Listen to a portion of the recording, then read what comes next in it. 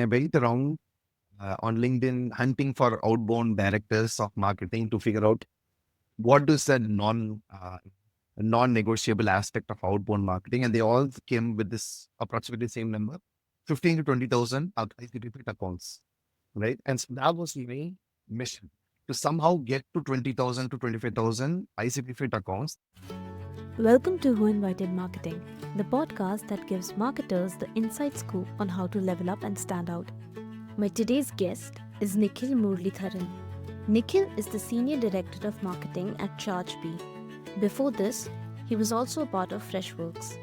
In this episode, we chat about how Nikhil and his team built a crawler that found ICP-fit accounts, the webinar that had 7 attendees but managed to bring $500,000 in pipeline, how to go viral today in SaaS, keeping sales enablement fresh, and resume tips that you can apply to get noticed by a marketing director. But before we get into the good stuff, if you're watching on YouTube, hit that subscribe button. If you're listening on Spotify, drop a rating. Here's presenting Nikhil Muralitharan. Hi Nikhil, welcome to the show. Thanks for taking the time. No problem. Pleasure to be here. You have worked at Freshworks, you are working at Chargebee, you have done ABM, you have done product launches. How has your journey been? This was 2017. It used to be called Fresh Desk.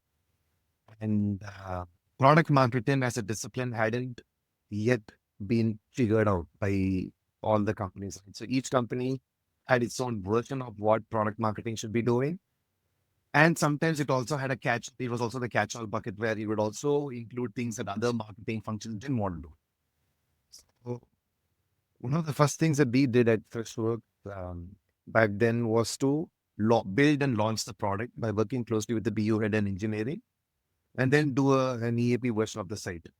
Eventually, when the product became bigger, did content marketing, decided the pricing for the product, took over organic traffic building, social media marketing, events, customer marketing.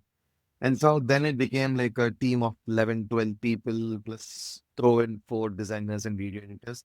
It was like one independent marketing agency or a pod that was running a couple of products in Freshworks. There is in Chargebee. Mm, I joined during COVID, and COVID had changed the game and to a certain degree. Mm. While COVID itself was obviously a problem for our friends and families, the SaaS world had a very interesting relationship with COVID, right?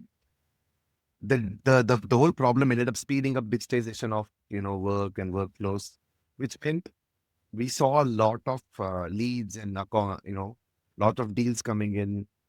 And what happened was we had to make sure that we are able to capitalize on the extra shift in tailwinds that we are getting from the digitalization itself. So at Charge, we spent a lot more time on product launches, and as you said, obviously, launching the outbound sales motions at Chargebee. Had an opportunity to do post-merger integrations of a couple of acquired companies and their products. Have done webinars at Chargebee, and now currently I'm trying to tackle the AI GTM puzzle for Chargebee. So it's been very interesting and exciting.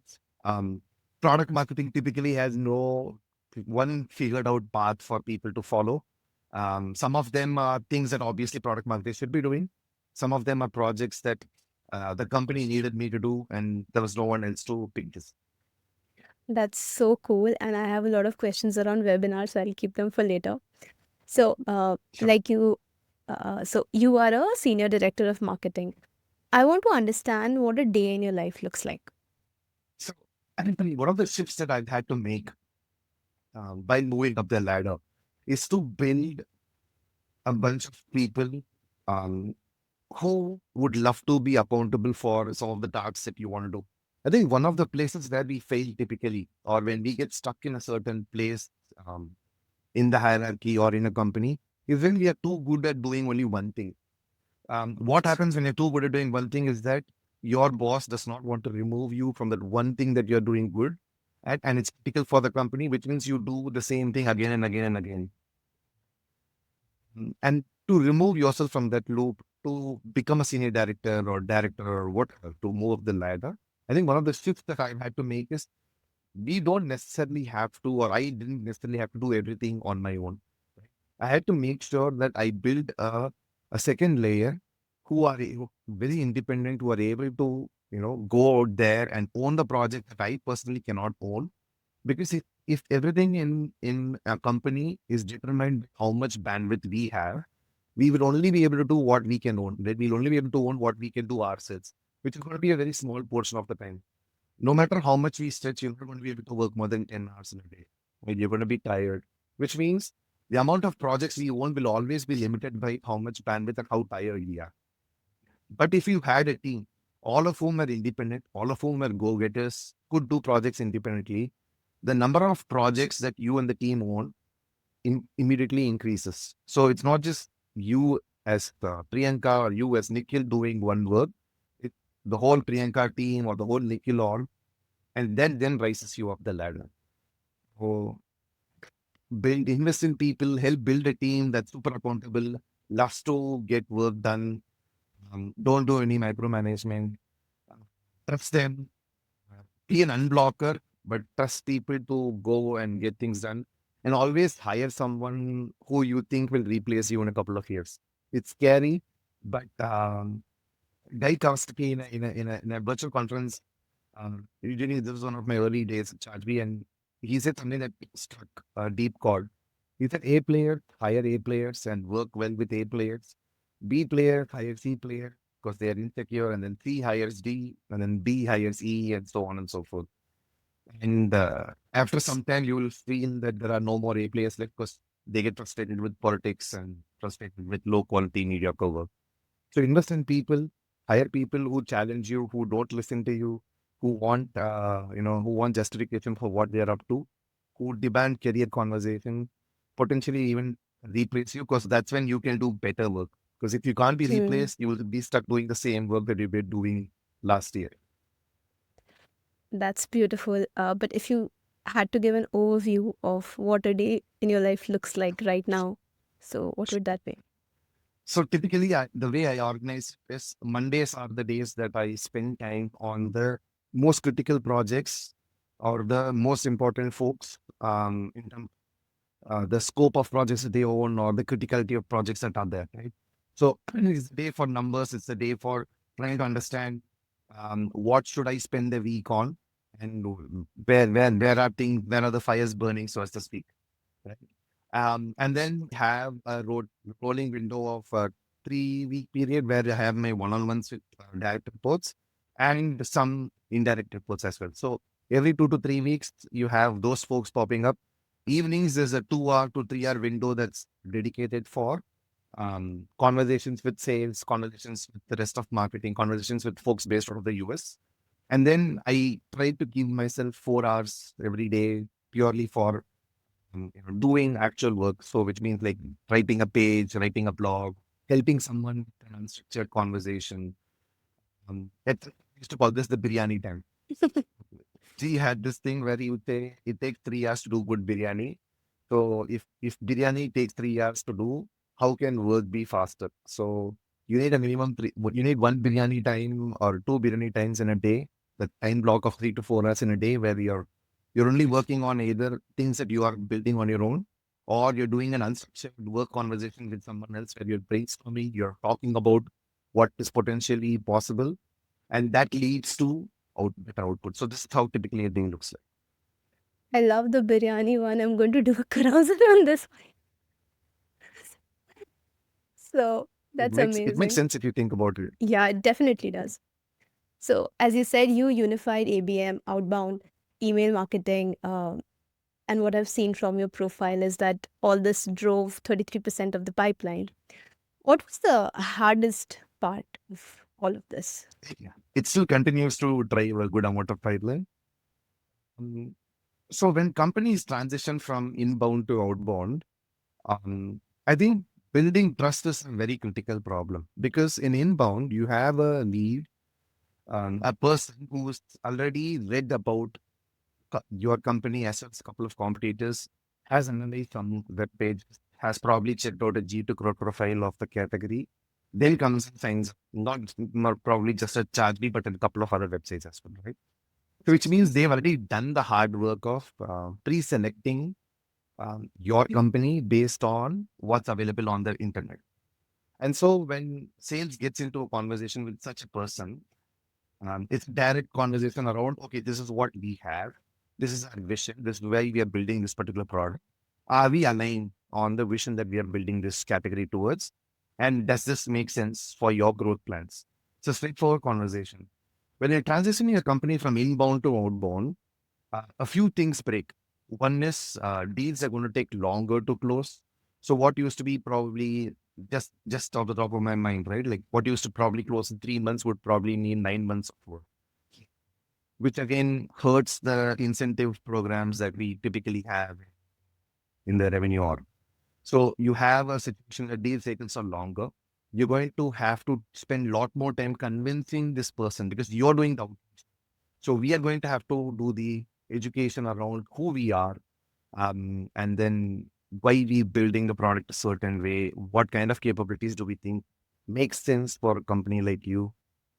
And that is a lot of effort spent from our end, even before the customer agrees to a conversation on the budget aspects or even sees the demo of a product.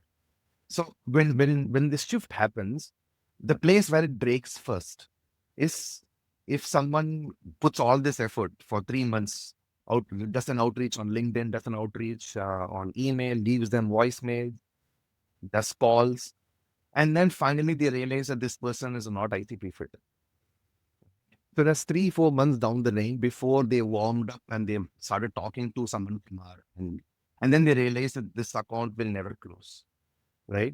So the first friction point that comes from the stance of inbound to outbound is to make sure that you have the trust of the revor in the accounts that you're handing over.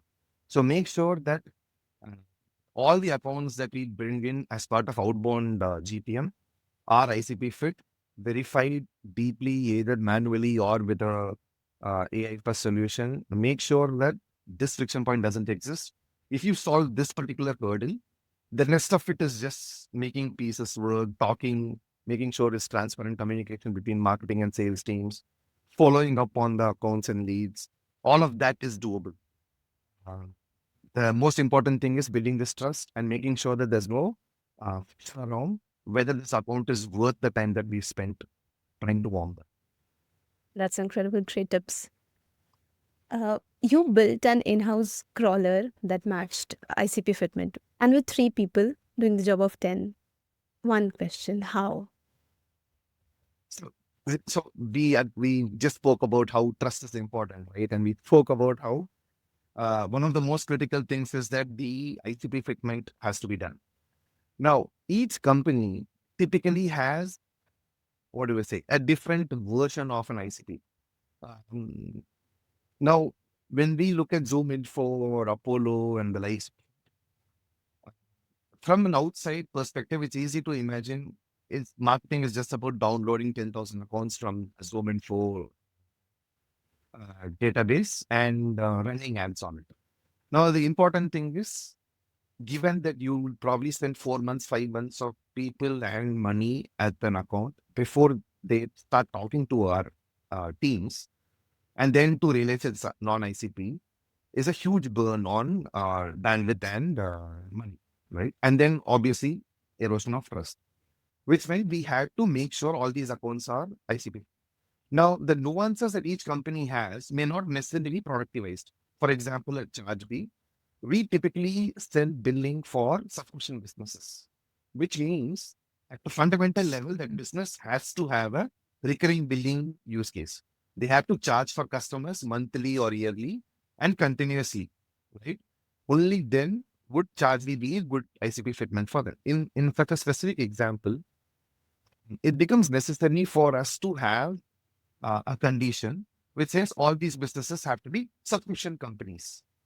But a filter like that does not exist in the standard databases, right? Which means teams have to end up manually scouting for companies which are subscription in nature and do it. Now, this manually, a person can potentially do 150 to 200 website scans in a day. And this is monotonous, really strenuous, headache-inducing work, right? Where you go to every website, uh, check their pricing page, check their products page, see if they offer subscriptions. Then you make an entry whether they are ICP or not. Typically, when we revisit some of these things, right, this is an exercise also in revisiting our biases and assumptions. Originally, I joined Chargebee in 2020. The last we revisited the process of uh, building lists was in 2021. In 2023, couple of us were in this conversation where we are wondering, we can't believe it's 2023 and we are still doing this manually, right? And then it struck us that we never revisited our biases and assumptions, right? We thought this cannot be done automatically. This had to be done manually. The nuances of ours are so specific that no other company would build a database like this. But we failed to keep in account that OpenAI had launched an AI version in December 2022. Right? We were in July 2023 thinking, is there a way we can do this automatically? And then we were like, wait, we have to revisit our assumptions because we now have a very new way of working things.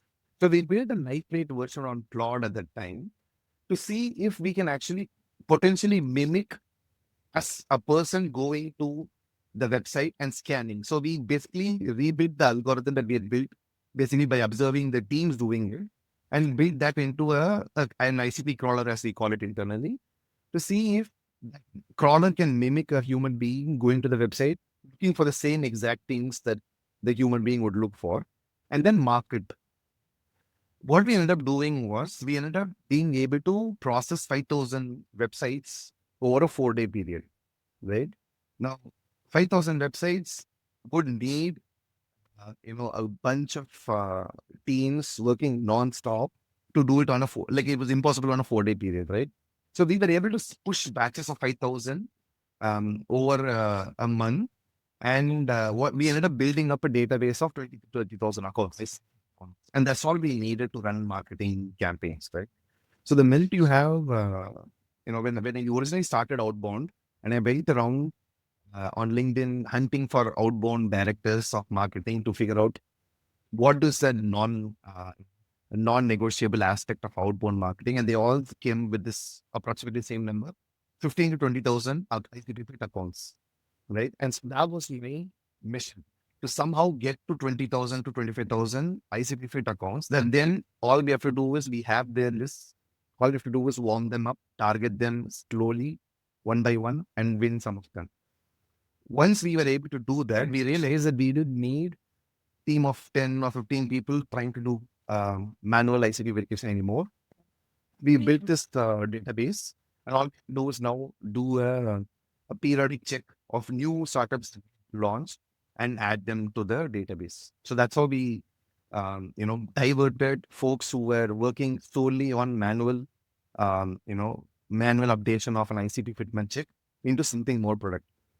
That's an amazing story, and that too when AI was not that common of like building a tool. Yeah. I imagine now you are having a like great experimental time with Lovable because it's easier, right? You Yeah. have workflows possible. So back then, there was also this agentic world hadn't been Hmm. introduced. We are basically mimicking an agent. Like in today's context, I can say what we had built was one of an early version of an agent, an ICP agent, so as to speak. That's so damn cool. So you have done a ton of webinars, as you said. How do you define a successful webinar? Okay, so here is where I go off script, right? I think events and webinars. Yes, there are some numbers aspect to it, and I'll get down to that as well if you want me to talk about metrics. But typically, the way I look at it is roundtables, events, webinars. It's almost like we are a party host. Our job is to provide the room under which conversations happen. Make sure that people are able to talk to each other, make sure people are interacting with them, make sure that the topic is relevant enough that it's exciting and people actually care about the topic and they want to talk to each other and learn from each other about it. Right? If this situation happens, if you're able to provide a space where ideas are being shared, people are opening up about the experiments that they've done, they failed, they succeeded at their workplace with each other. I think we won, regardless of what is pipeline and what is not pipeline and numbers and everything. Right? This would be a successful webinar where conversations can happen, where sharing of ideas happen, and the vibes are good. But if you were to push me for a metric, let's say, right, like you would ask, hey, but how would you know if something is successful or not, right? Here's where it gets tricky. You, I'm sure, are aware of, vanity metrics like number of registrations or, you know, attendees. Sometimes even attendees is still good, but people talk about MQL leads, registrations, and stuff like that. I had once run a webinar that had only 7 people plus two. I was there because my team running the webinar, the person from my team running the webinar, and the speakers. So there's 3 people from Chargebee, and there's 7 people who attended the webinar, right? And the same time, there was another webinar run by Chargebee where there were 500 attendees, right? I think if I'm not wrong, it was a former poker player or a current poker player who's talking about the art of negotiation and how to read people and all of that. So it's a very popular topic. A lot of people loved it, went for it. By all intents and purposes, the 7 people webinar, people would assume was not a successful one, right? But I generated 500K pipeline from the 7 people, right? Because it's about are the people coming in relevant? Are they in the market right now looking for a solution? And you manage to capture that intent with a topic that's relevant to them, and they manage to pop into a charge webinar and they manage to convert into pipeline. Now, it's not about how big the attendee or how big the registrations. If our objective is to make sure we generate pipeline, then even a 7 to 10 member webinars and events can generate pipeline. If it's to make sure there's a branding kind of an objective where you probably never entered a certain industry or category before as a company, and you want to start being associated in a certain place, right? Then it's purely branding, right? Which means vibes and conversations and whether people had a good time at. This is how I would structure it if you push me for give me specifically what would make something successful. I But I think would I argue won't that because uh-huh, seven number, the if you numbers. if you if you let's say if you made sure everyone had a good time, right? Um, I think pipeline will follow. Amazing. I won't push you for a number or a metric because the numbers 7 and 500K don't quite align, but it makes sense now that you said it. So my next question won't work. What was the one insight about your ICP that directly shaped how you structured content? For example, right? Even with this particular webinar as an example, sometimes what I've realized is we are marketeers, we are human beings, we have our own biases in terms of what excites us. Um, and it works well if the product we are trying to sell or the service we are trying to sell is to other marketeers. But it does not work at all when our products, 90% of the time, we are in categories that are not necessarily built for marketeers. So you could be working in a help desk category, which is for support teams, a CRM category, which is for sales teams, a fintech category, which is for finance teams, which means um, we are rarely in our own category space trying to sell to other marketeers. So what we should do is acknowledge that we have biases around topics that seem boring to us or seem out of place for us, but are actually very relevant to the folks out there whose bread and butter is to tackle that particular solution itself. It might be boring for us, but it's super relevant for the people that we are selling by building the product for and selling to. So when we um, when we set up webinars or we go to events and try to set up topics, right?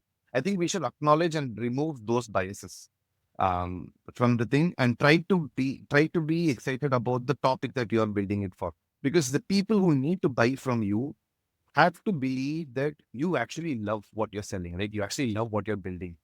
And it won't come through if you feel disappointed that I only got 7 attendees. But if you manage to turn on the charm and actually care about making sure that even those 7 folks have a good time, understand the topic, manage to get something out of the webinar and get some new insights about their work lives. You then do something remarkable, which might be uh, what you did not, but will end up happening well because the people that you're actually building it for care about those kind of aspects. So, for example, right, if I were a marketeer, um, things like you would want lead acquisition, checkout. These are the things that we love. Trial to paid conversion. These are the things that we love, right?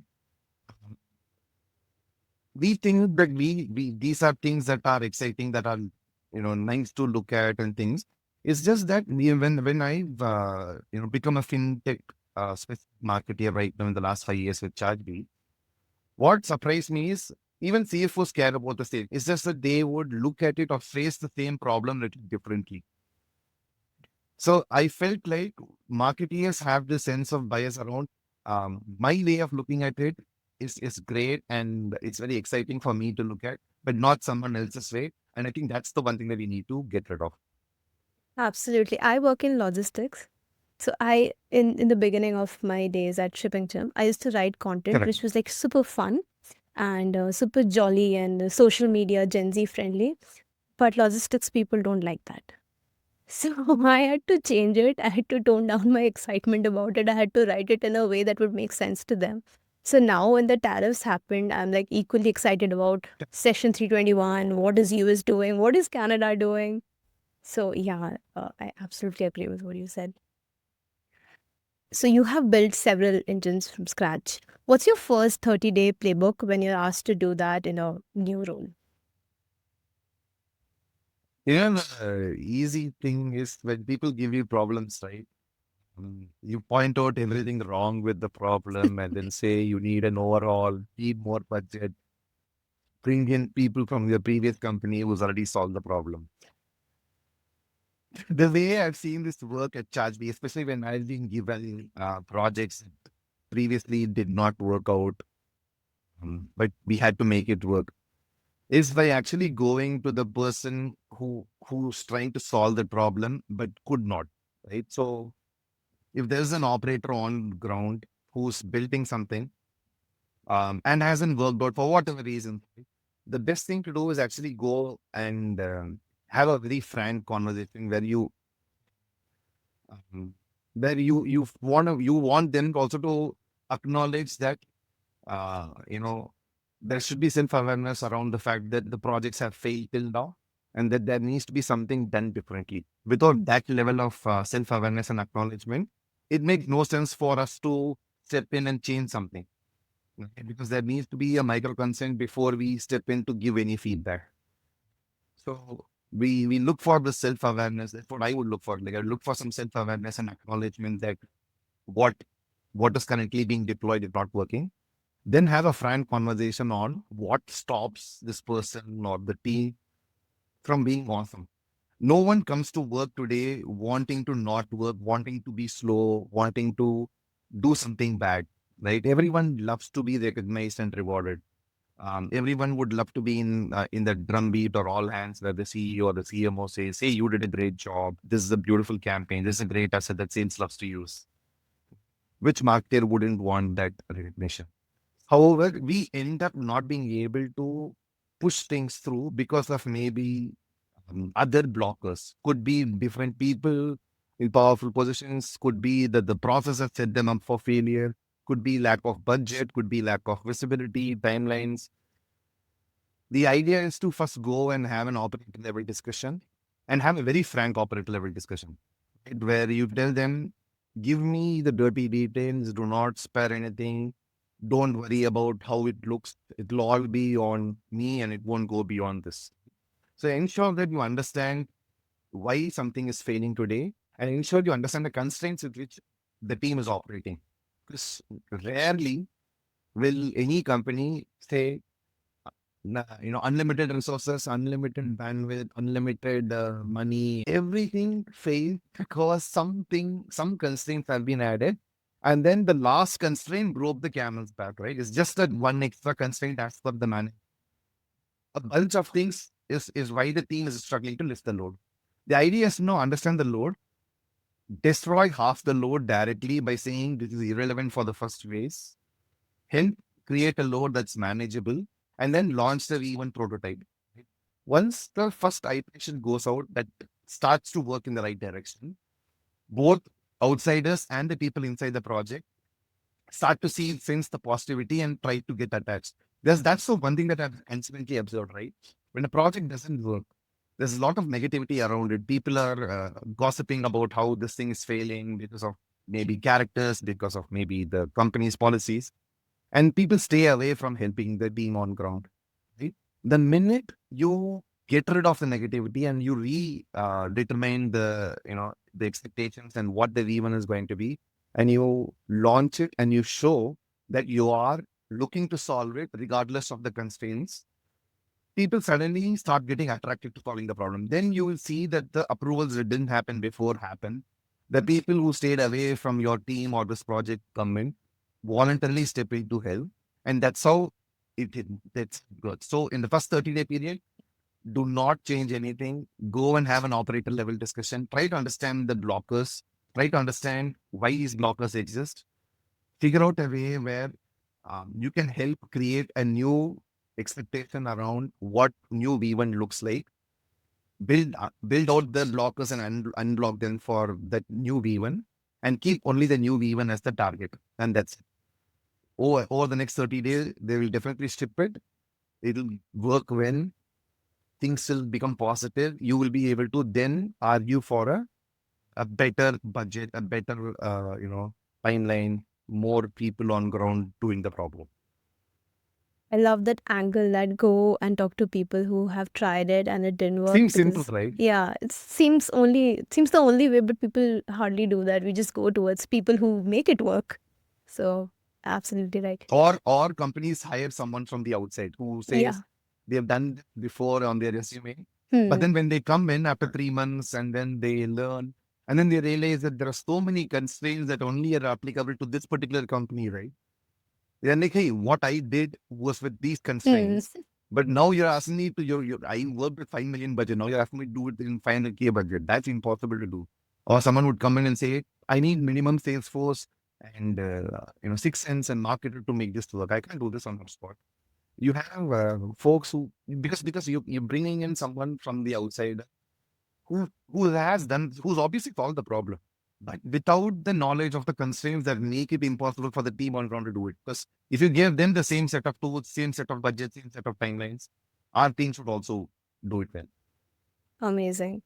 Totally agree with that. So you said I was a truer product marketer while working as a demand gen. This is something I picked up from your LinkedIn.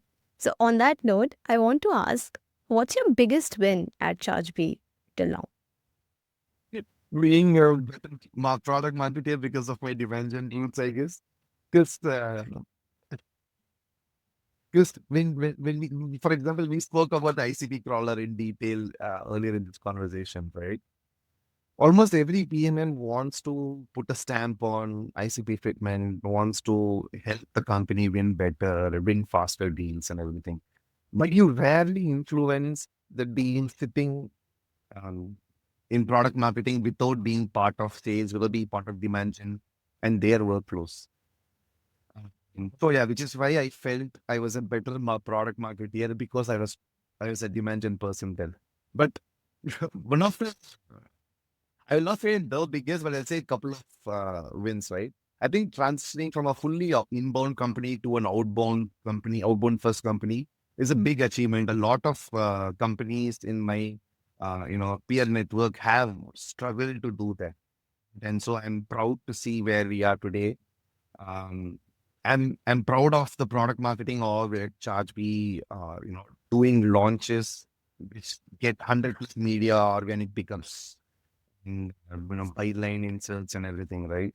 So that means that we are able to build narratives, and we are able to build narratives and do a good job at stitching together these narratives, tying that to market situations that in a way that um, other publications are picking it up and featuring it in their sites and everything. I think these would be a couple of really cool wins that I've observed at ChatGPT. So Can you walk us through a time when the messaging you built did not resonate and what you changed to fix it?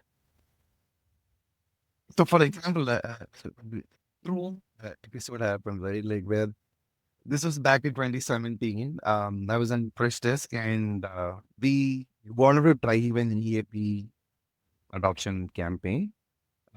We had built back then a voice over internet protocol phone, right? So it's just phone over the internet.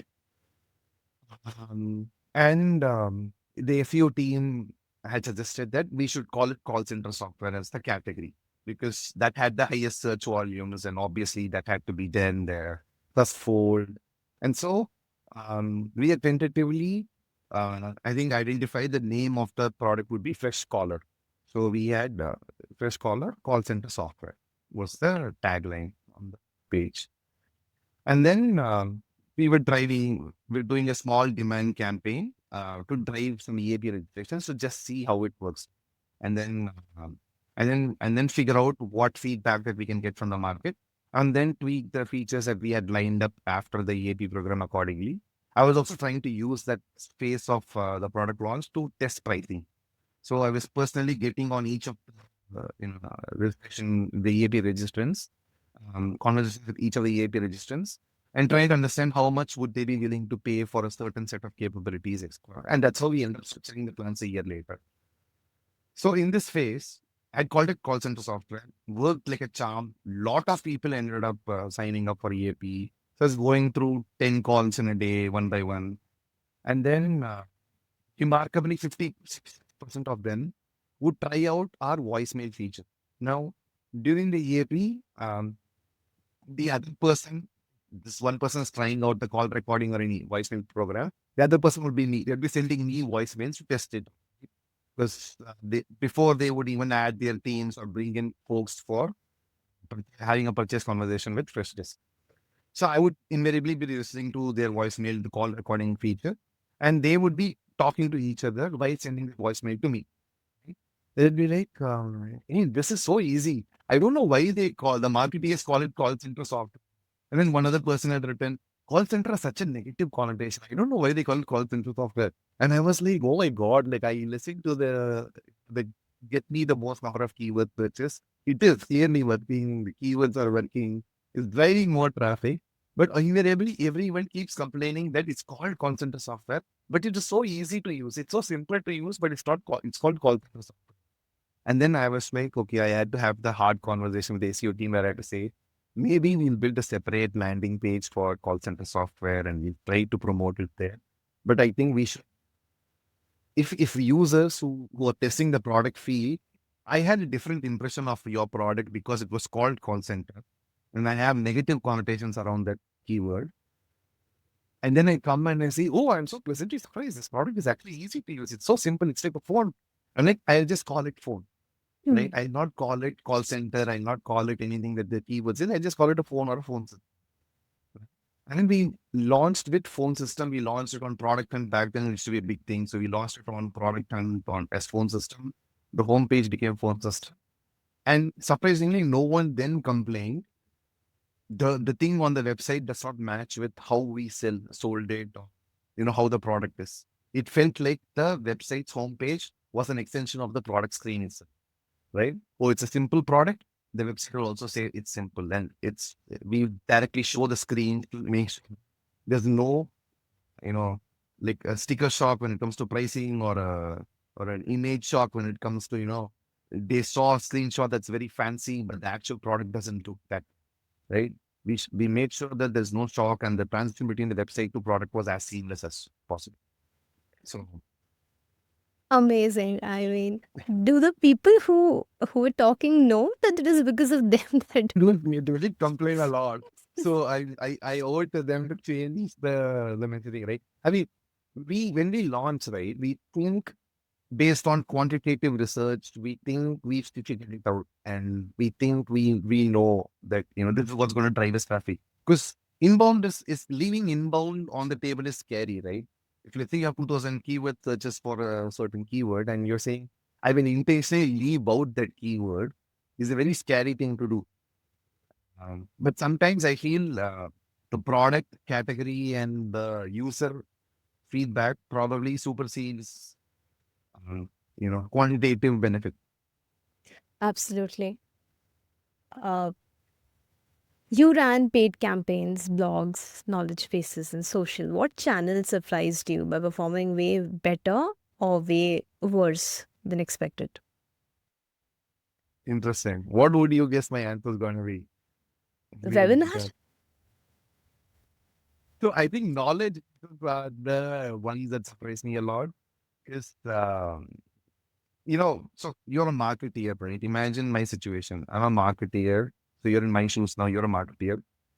You have a team of 10 people, one or two of whom are owning the knowledge base, maintaining the support documentation, and running a small forum on it, and running different use cases, recording different use cases that people use when on top of your particular product or platform.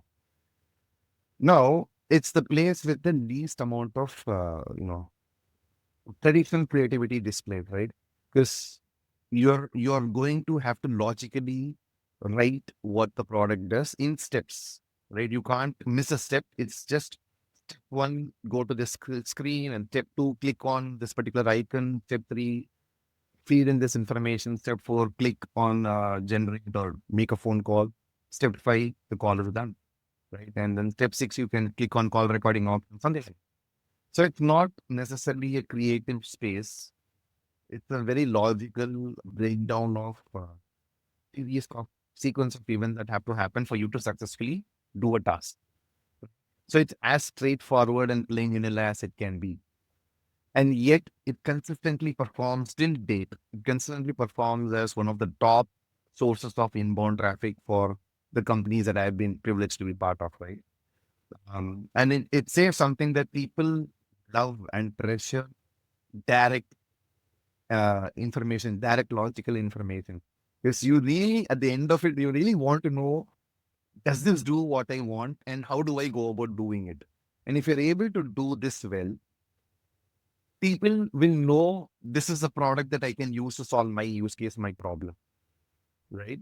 And so one of the things that we realized based on the traffic that knowledge bases were generating was that we should link knowledge bases intentionally back to a sign up field, back to the actual website also. Because knowledge bases ended up being, ranking higher on Google.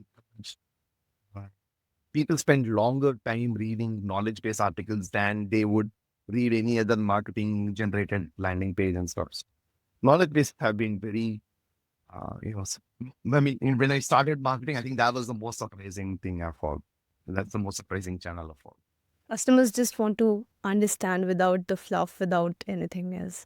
And that's the It whole seems logical, use right? case of perplexity. It seems like people just want to know information about our product. They don't want fancy web pages or landing pages that confuse them. Absolutely. So many simple things that turn out to be so basic. Love it. How do you deal with execs who say just make it viral without sounding defensive? So I feel like here is where I think marketing needs to change the conversation. A lot of times when we are either in a group where um, the nuance around marketing is not necessarily pronounced, or we're probably the only marketer of the company, and the burden of making it viral rests on our shoulders.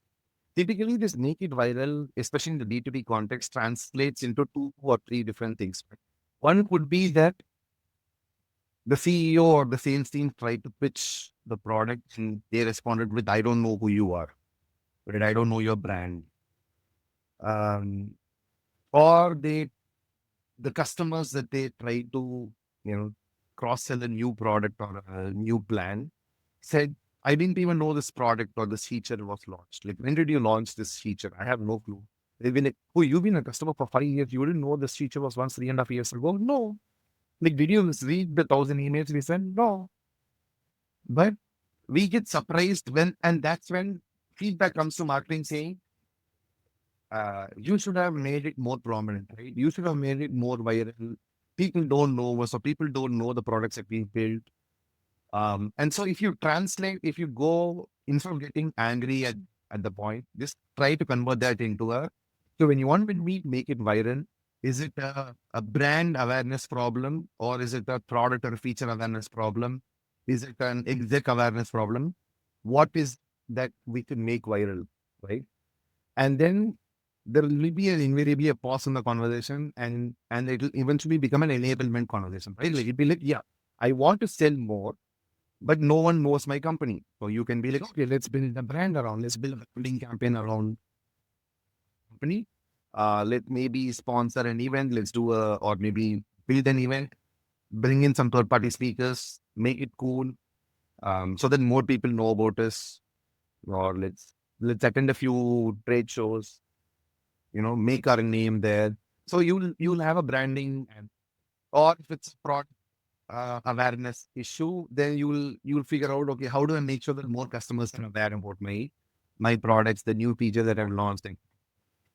I think every time we get defensive about these questions that get thrown, we end up not going one step deeper and asking, why are you uh, wanting to be viral and what are you looking to achieve from that objective? Absolutely. I think not everyone wants to be Duolingo, and that's okay. Fair enough. Yeah. On the note of enablement, what's your system for keeping sales enablement fresh, and how do you audit what's still useful and versus what's outdated? You asked a question that's like the holy grail for all marketeers. It to be honest, I found it far simpler to have a library kind of system. Um, Here is the library of slide, and that library could be around features. Another library could be around industry specific, angles and use cases. Another library could just be all the case studies that we have, etc. Right? I figured out that you know people who build presentations usually build it a certain way that they like because no one's comfortable with the presentation someone else built. If you've ever built presentations for your deck, you will know that no matter how good you would have prepped that and you would have built a deck, it will invariably go through a complete overhaul of the slide order sometimes, of how we speak. Sometimes the speaker notes becomes the actual slide and the slides become the actual speaker note. And it goes through this change because we are not the same people. The same person who's building it is not the same person who's speaking. So um, I hit a stage at a state or in a zen where I think what marketers should be aiming to build is a library of slides, right? And collection of these libraries. So slide library on all the products, slide libraries on all case studies, on all use cases, on all social proofs, examples, and then allow the builders, right? The builder can be a customer marketing person, can be a demand gen person, can be an AE, can be a pre-sales, to put together the deck that they want. It's they have a problem only when the ingredients are not available in the kitchen, right? Because the dish that they want to cook is theirs. Every time we run into a problem is when we try to pass our version of the dish as what they want to, you know, or they want to, show at their restaurant. I'll instead become the ingredients person. I will give you all the fresh ingredients, make it available, and all of them will stay updated. But the actual deck that you use, the actual dish that you cook will be your own. Wow, that is so refreshing. This is so new. I've never heard about this. And do all people like customer like CS sales, they have access to all of this all the time? Yeah. Yeah. So Oh, our job then becomes just making those library collections up to date, right? So if a new feature gets added, just add a slide to it. amazing. I'm going to try this. You said in your LinkedIn bio, marketing is a Mhm. practitioner's function, rarely rewarding those who avoid getting their hands dirty. I want to understand this better. By dirty, do you mean experimentation? Yeah, I mean, dirty doing experimentation, but also I think good marketers spend time on spreadsheets cleaning out bad data, trying to validate information from their CRM accounts, uh, trying to prune list for attendee list for their next round table and stuff like that. I think um, there is definitely a sense of excitement and glamour around, campaigns and, throwing these events or being at an actual event, being on stage, doing a keynote. But there's also a lot of real marketing that happens on ground. And why is it practitioners is that if, let's say, I take a backseat today, I don't get involved in marketing as a discipline. What happens is every 6 months, it almost feels like you have to do a new degree today in marketing. Like in 2017, I didn't know or have to use Sense. I didn't have to do ABM. I didn't have to do any of this. In 2023, I had to learn, uh, regardless of what look, this is what Sense world looks like. Right? This is what an ABM world looks like. Our idea of social media. So I was also the same person who started product marketing in 2015. I think I created my Facebook handles for the company. I created Twitter handles for my company and my product and etc. Right. Um, Today that is a world on its own. Uh, you used to just tweet the same things that you would write a blog on. Today, the social media life is a very different. Has to have a very different character and existence as compared to the writers that write on the blog, the writers that write on the landing pages, the people who take ad copies. So I feel every area of marketing has also evolved and has become super specialized in such a function, right, where everything is super specialized. Things keep changing everything once in 6 months. Technologies change, especially after AI. I think it's very scary to just be a people manager or just be the person who gives orders. If you think of, if you hit, let's say, if anyone assumes that you've a certain degree, let's say you're a director or senior director at a company, and you can be that person in an action movie who's like, hey, get me the details on this protagonist, get me the background information on the villain, get me the background information on where is this train going to go, where is this flight landing. If you are going to be only that person, that's the person that's going to run out of a job in 3 years, 4 years, right?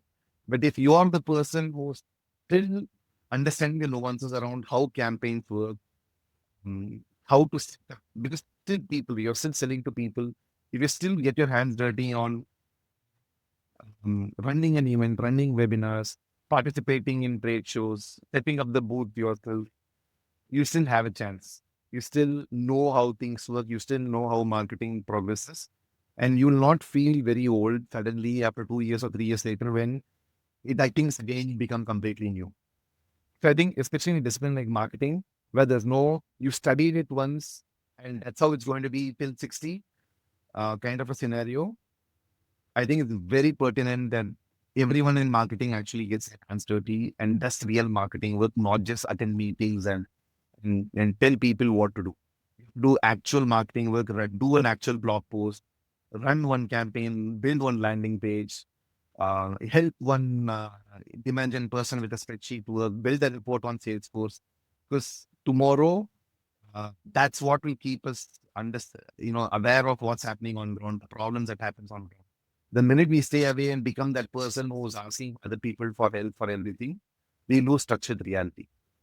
You become a doer and not just asset collector.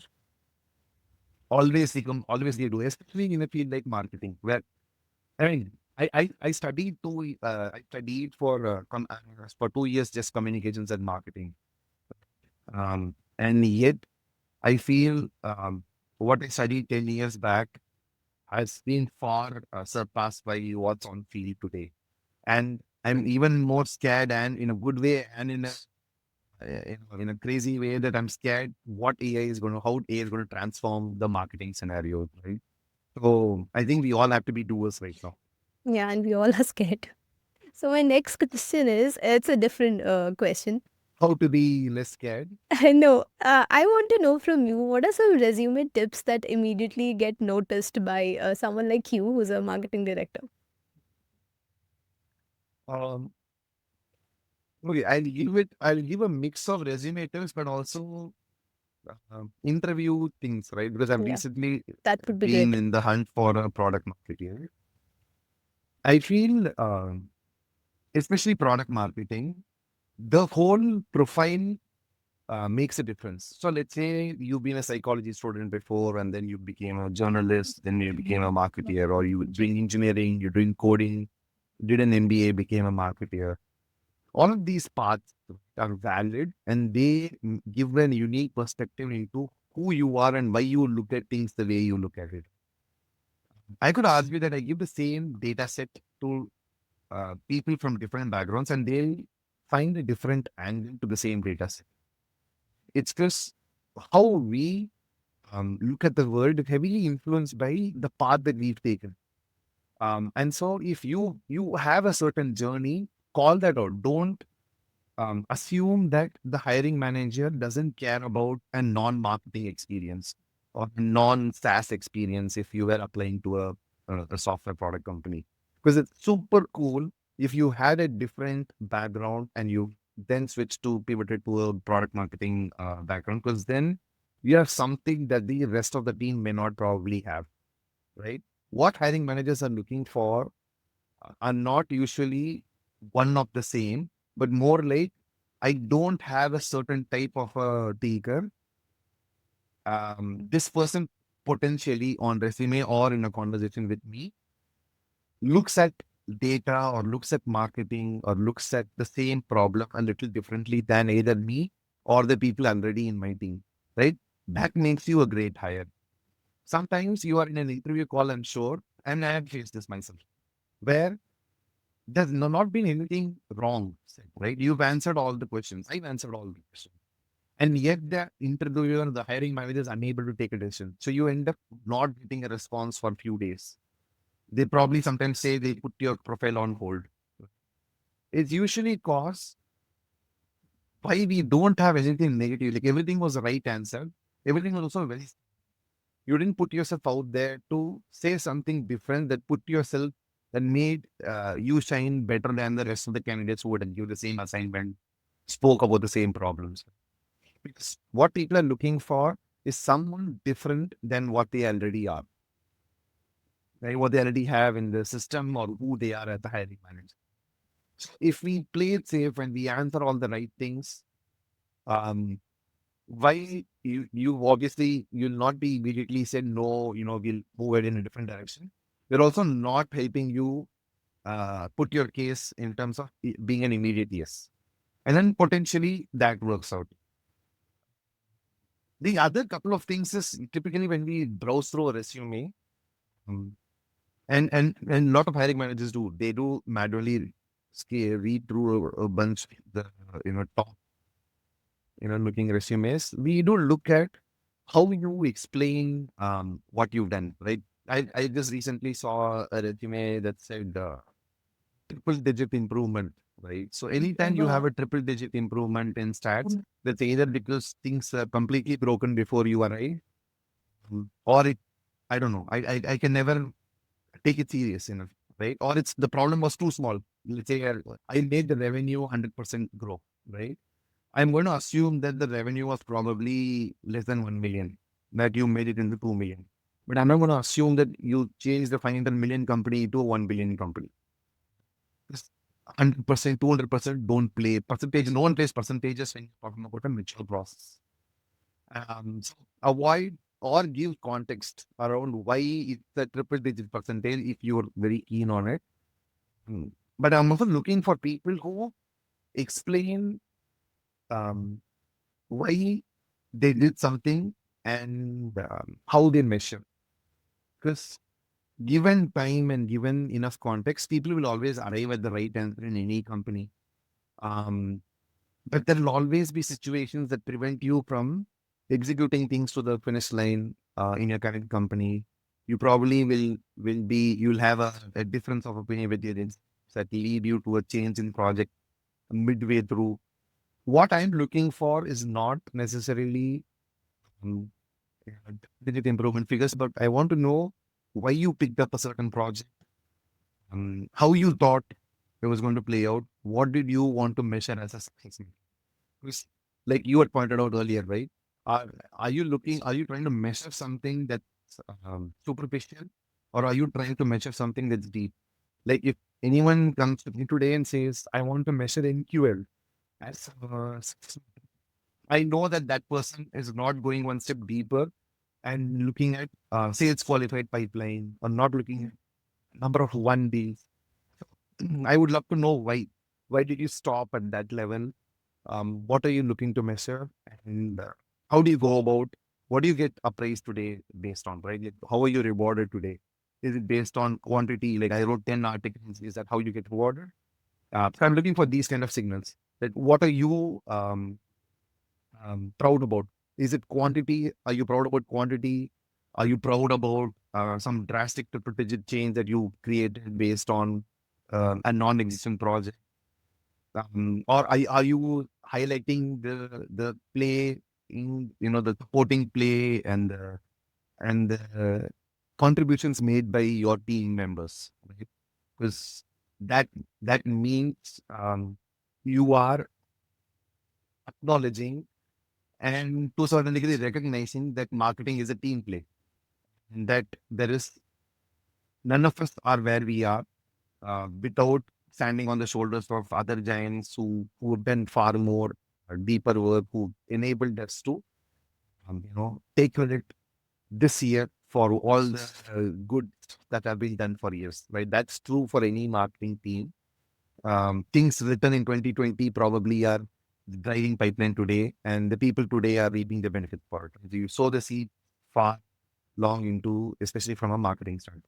So, So I'm looking for these kind of signals. so Yeah, all go that ahead. we need to write. No, I'm sorry for interrupting you with this question. We have to write all that, like the people who are looking, all that on a resume. Then we won't have space for like skills or other thing. I find skills so stupid. Like I'm a product marketing person. Why would I What kind of write? skills do you write?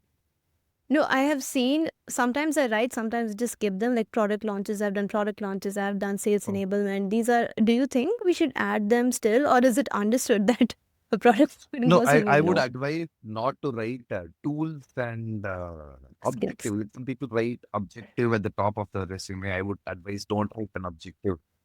And we will ask that as a question, like, are you looking to be a CMO or not? Right. But everyone assumes that you're ambitious enough, so you don't have to write an objective. You don't have to write, I know Microsoft Word, I know Google, Docs. What people will assume is you, no matter what the CRM is, no matter what the tool is, you will come and learn. Hmm. Right? The idea is not to do that. I know how to do TikTok or Instagram. People understand that you'll know. What people are looking for is what kind of use cases and what kind of industries have you worked in? Because that could be relevant.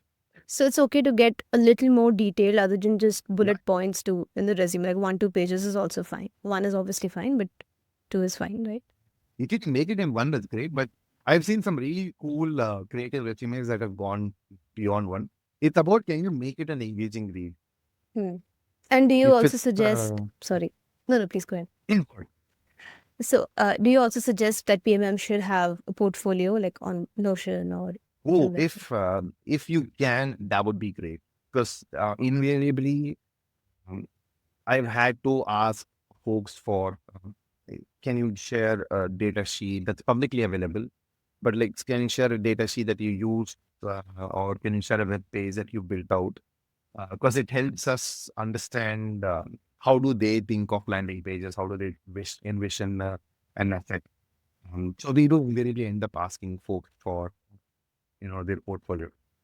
I mean, not Amazing. in so many words, but we do end up asking for reference articles, which is basically the same thing. Yes, Mhm. And does LinkedIn profile, LinkedIn following also matter nowadays? I don't think so. I don't think it's ever mattered. I think so there are folks in my team who probably open LinkedIn once in 3 years when they are looking to find a job. I can't say LinkedIn matters. I would say most skills are transferable. Right? What is basic is, do you like to um, take on problems? do you break down problems well enough for you to solve them? How do you measure that you actually solved them or not? And what happens after you measure it? Do you go back to the drawing board, reiterate, or do you think you make small tweaks, right?